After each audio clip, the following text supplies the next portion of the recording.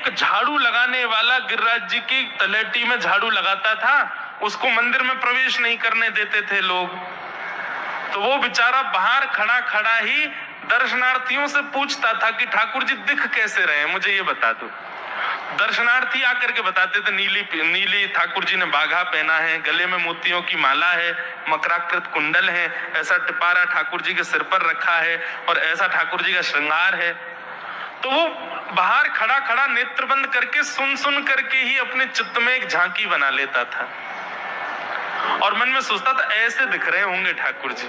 पर रोज प्रार्थना करता था, नाथ मुझे लगता है इस जन्म में तो आप मुझे कभी नहीं दिखोगे भगवान, इस जन्म में तो मैं आपके योग्य नहीं हूं, पर मेरे पर बस इतनी कृपा कर दो कि अगला जन्म मुझे दीजिएगा तो कुछ नहीं तो चेंटी बना देना, तो चेंटी बन करके मैं आपके 56 भोग में ही आ जाऊंगा, भीतर आके आपका दर्शन कर लूंगा, लेकिन मुझ पर अनुग्रह कर देना।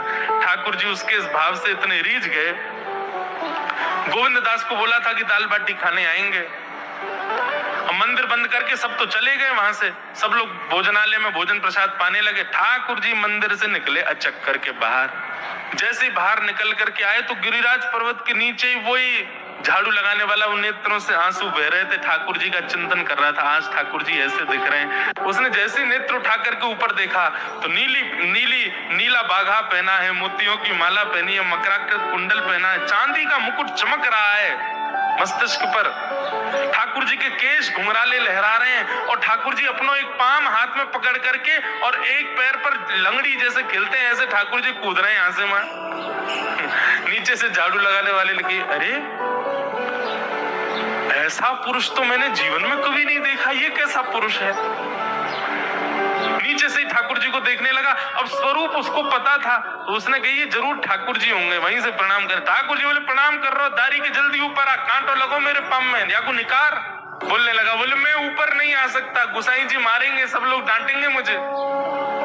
अरे नहीं गुसाई जी ऐसा कुछ ना के, ये सब तो बाहर के लोगों ने नियम बना दिए, मैं तो सबसे मिलूं, तू आजा जल्दी ऊपर। जैसे ही ऊपर गया, ज्यों-ज्यों ठाकुर जी के समीप जाए त्यों-त्यों उसके नेत्र सजल होते जाए। ठाकुर जी के बिल्कुल समीप पहुंच गया।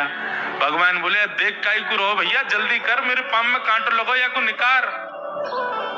जिन चरण कमलों के स्पर्श के लिए सदा लक्ष्मी लालायित रहती है, ठाकुर जी ने उसकी गोद में अनायास अपने चरण रख दिए। बोले जल्दी कांटो निकार, कांटो लगो मेरे पाम।